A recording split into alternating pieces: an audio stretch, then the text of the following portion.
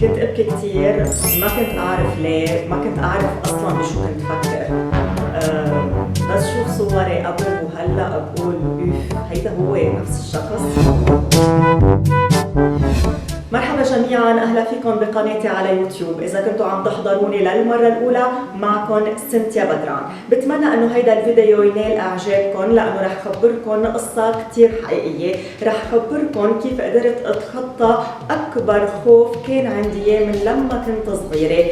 رافقوني لآخر الفيديو لأنه رح خبركم بالتفاصيل كيف قدرت أتخطى خوفي من الكاميرا، وبآخر الفيديو رح برجيكم صور حقيقية من لما كان عمري 4 سنين كيف كنت ابكي كتير وكنت خاف كتير من الكاميرا. رح فرجيكم كيف كانوا صوري بهيداك العمر ورح فرجيكم كيف صاروا صوري هلا.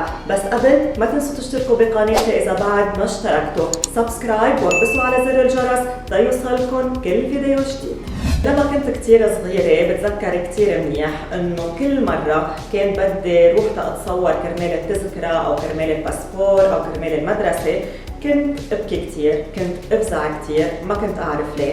كنت دايما روح اول شي مع والدتي اقعد ابكي كتير ومش شوي. المصور ما كان يقبل انه اتصور لانه لهالدرجه يكون مبين علي اني كتير باكيه، فكنت دايما اعمل مشوار تاني، كنت روح مع بيي، ولانه كنت خاف انه بيي يعيط علي كنت احبس دموعي وجرب اني ما ابكي كرمال اخذ هيدي الصوره. ما كنت صدق كيف كنت اخلص من هيدي الصوره. ما بعرف بوقتها بشو كنت فكر، ما بعرف ليه كنت خاف هالقد، بس كنت كتير خاف. كان بالنسبة لإلي اني روح اتصور مثل الكابوس، كان شيء مثل الكابوس، ما كنت اعرف ليه. هيدا الامر ضل مرافقني انا وعم بكبر لحد ما صرت بعمر المراهقة وتقريبا لعمر ال20. بهيدا العمر كنا كتير نتصور نحن واصحابنا، بس ما كنت حب حالي ابدا بالصور، حتى يمكن ماني محتفظة ولا باي صورة لإلي بهيدا العمر. ليه؟ لانه كنت اكره حالي بالصور، ما كنت لاقي حالي حلوة بالصورة، ما كنت حب اتصور. مع الوقت صرت اكتشف انه انا ليه ما بحب حالي بالصور. اكتشفت انه الامر بيرجع لسببين. الاول انه كنت لاقي حالي ناصحة وما كنت حب شكلي. الامر الثاني انه كان في كتير حبوب بوجهي، وهيدا الشيء كمان ما كان يخليني اني احب شكلي. فالتحدي كان انه يا بدي اقبل حالي مثل ما انا وضلني بهيدا الشكل وضل ما احب حالي، وهيدا الشيء كان يعمل لي كآبة كتير كبيرة، يا انه بدي اتحدى حالي اكثر وبدي اتغلب على كل الامور يلي انا ما بحبها بشكلي. فكان علي اني اخسر وزن واني اتخلص من الحب بوجهي، وهيدا الشيء يلي عملته. اول شيء بلشت بتحدي خسارة الوزن. خسرت من وزني 13 كيلو بطريقة كتير صحية، وفيكم تشوفوا فيديو رح احط اللينك بالديسكربشن بوكس، فيكم تشوفوا الفيديو كامل عن قصتي مع خسارة الوزن وكيف قدرت حافظ على وزني من بعد تقريبا 10 سنين، بعدني محافظة على نفس الوزن الصحي يلي خسرته. فهيدا كان التحدي الاول كرمال بلش اقبل حالي وحب شكلي. التحدي الثاني كان اني اتخلص من حب الشباب، وهيدي كانت كمان معاناة اني اتخلص من حب الشباب، وكمان عملت فيديو عن هيدي المعاناة، كمان رح احط اللينك بالديسكربشن بوكس، فيكم تشوفوا كيف قدرت اتخلص من حب الشباب نهائيا. هودي التحديين كانوا هن الاكبر بالنسبة لإلي والاصعب، لانه ما كانوا عبارة عن يوم ويومين بقدر اتخلص منهم، ومش عن شهر وشهرين، كانوا عبارة عن سنوات اني اقدر اتخلص من وزني واحافظ على وزني، واني اقدر اتخلص من حب الشباب، واني اقدر اقبل حالي واشوف حالي بهيدي الصورة الجديدة يلي انا قدرت اوصلها. هيدا الشيء اخذ معي كتير وقت كرمال انه بس اتصور انا وضعفانة شوي او انا والحبوب بلشوا يروحوا من وجهي، اني اقدر بلش شوف حالي انه انا عم بتقبل حالي ايه او لا. قدرت انجح بهالتحديين كان في عوامل كثيره ساعدتني كرمال اتخطى كل الصعوبات يلي واجهتها بهالسنين هيدي. اول عامل كان انه مجال تخصصي بالصحافه، كانوا الدكاتره بالجامعه واصدقائي بالجامعه يلفتوا لي نظري انه انا عندي صوت اذاعي، انه انا بعرف اكتب بالعربي منيح، قراءتي باللغه العربيه جيده، وكانوا يشوفوا انه انا وجهي حلو على الكاميرا. بالوقت يلي انا ما كنت شوف هيدا الشيء، ما كنت شوف انه وجهي حلو على الكاميرا، كل يلي كنت شوفه انه انا وجهي فيه حبوب، فكيف بده يكون حلو؟ فكان عندي إصرار إنه شوف يلي هن عم بيشوفوه فيي، كان بدي شوف إنه أنا وجهي حلو على الكاميرا. تاني عامل ساعدني كرمال اقدر اتخلص من الخوف قدام الكاميرا انه اشتغلت بتلفزيون، وهنيك تعرفت على صديق لإلي كان كاميرا مان وإديتور، وكنا نشتغل ريبورت سوا مع بعض. فلما كان يصورني كنت اتفاجأ انه انا عم لاقي حالي حلوه بالصور. بهيدي الفتره كنت بلشت اخسر وزن، وكانوا الحبوب بوجهي بلشوا يخفوا. فلما كنت شوف حالي بالصور يلي صورني اياهم حس انه انا عم لاقي حالي حلوه، بس كنت دايما عندي قلق. يعني لما اكون قاعده قدام الكاميرا وعم بتصور دايما عم فكر انه كيف هلا بده يطلع شكلي بالكاميرا، بركي ما طلعت حلوه، ما بعرف كيف رح اطلع، مش اكيد شكلي رح اقدر انا احبه لما نشوف حالي قدام الكاميرا. فكان دايما هذا الشيء يعمل لي قلق كثير كبير. لما كنت شوف حالي بالصور يلي هو يصورني هون كنت لاقي لا، انه انا عم بحب حالي بهيدي الصور. فهون بلشت اتعمق اكثر بعالم التصوير، صرت اعرف انه المصور له تاثير على الصور يلي انا عم باخذهم.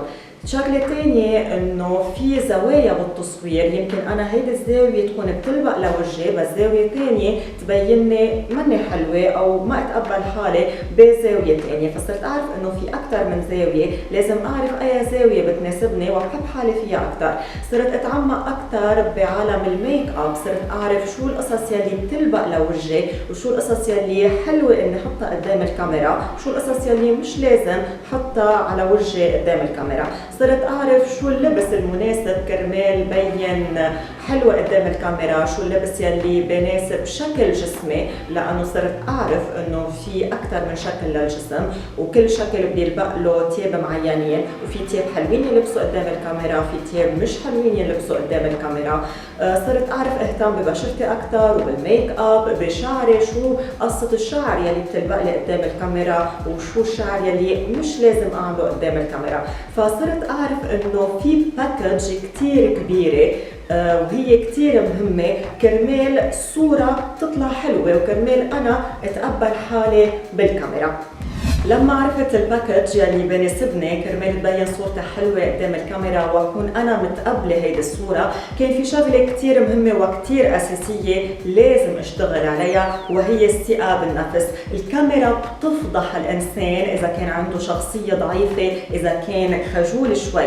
فالثقه بالنفس كانت شغله كثير مهمه، وانا بنصحكم تشتغلوا على ثقتكم بنفسكم لانه كثير مهمه بحياتكم، كثير بترتاحوا. فيكم تشتغلوا على الثقة بالنفس من خلال انكم تركزوا على الامور يلي انتم بتحبوها، انه حواليكم يكون في اشخاص بشجعوكم، تعرفوا كثير منيح تختاروا الاصدقاء تبعكم، تعملوا القصص يلي انتم بتحبوها من هوايات، من الاختصاص تبعكم بالجامعة. هيدا الشيء كثير بأثر على شخصيتكم. وشغله كثير مهمة كمان انكم تعرفوا نقاط القوة ونقاط الضعف تبعكم، تشتغلوا على نقاط الضعف وتحولوها لنقاط قوة. انا باكد لكم انه لما رح تسيطروا على الخوف تبعكم، هيدا الخوف رح يتحول لشيء كتير حلو وكتير مميز. مثل ما صار معي، انا هلا بقعد قدام الكاميرا ما بفكر كيف رح يكون شكلي، لانه مقتنعه انه هيدا هو شكلي. صرت بركز اكثر على الرساله يلي بدي اوصلها من خلال هيدا الكاميرا، صرت بركز على الاشخاص يلي عم بيحضروني من خلال هيدا الكاميرا وشو انا بدي اقول لهم، لانه الصوره الحلوه هي منا بس شكل، هي رساله بدي اوصلها من خلال هيدي الصوره. صار في علاقه صداقه بيني وبين الكاميرا. من اجمل القصص يلي بعملها هي لما بقعد قدام الكاميرا، في شعور كتير حلو بحسه، صرت شعور قوه وفرح بنفس الوقت. وانا اكيده انه كل ما تتخطوا خوف معين هيدا الشعور رح تحسوا فيه. ومثل ما وعدتكم رح فرجيكم صورة لإلي لما كان عمري 4 أو 5 سنين، ورح فرجيكم صورة لإلي هلا. رح تشوفوا الفرق بين الصورتين، بس جربوا ما كتير تضحكوا علي كيف كان شكلي قبل وقد ايه كنت ابكي قبل. أنا لما بشوف هودي الصورتين ما بصدق إنه هيدا هو نفس الشخص. عن جد قادرين نتغلب على خوفنا وقادرين نحول هيدا الخوف لشي كتير حلو وكتير مميز. وكل يلي بدي لكم اياه انه كل شخص قادر يتخطى الخوف يلي مسيطر عليه، لانه الخوف مش لازم نخليه يسيطر علينا، نحن بحاجه انه نحط هدف قدامنا انه بدنا نتغلب على هيدا الخوف. كل يلي نحن بحاجه له انه يكون عندنا اراده وثقه بالنفس واشخاص محيطين فينا بيقدروا هن يساعدونا انه نتخطى هيدا الخوف. ومش غلط انه نزور اخصائيين او اصحاب اختصاص، هن بيقدروا يساعدونا ويعلمونا شو الخطوات يلي لازم نقوم فيها كرمال نتخطى الخوف يلي فينا. بتمنى بخانة التعليقات تخبروني اذا في خوف معين قدرتوا تتخطوه، اذا في خوف معين بعده مسيطر عليكم. انا رح خبركم سر انه في خوف جواتي بعد من كثير امور، في قصص قدرت اتخطيها، في قصص ما قدرت اتخطيها بعدني لهلا. بتمنى بيوم من الايام اني اقدر اتخطى كل هيدي المخاوف يلي جواتي. بتمنى انه تشتركوا بقناتي، اذا بعد ما اشتركتوا ما تنسوا سبسكرايب وابسوا على زر الجرس ليوصلكم كل فيديو جديد، وتابعوني على كل مواقع التواصل الاجتماعي. باي باي.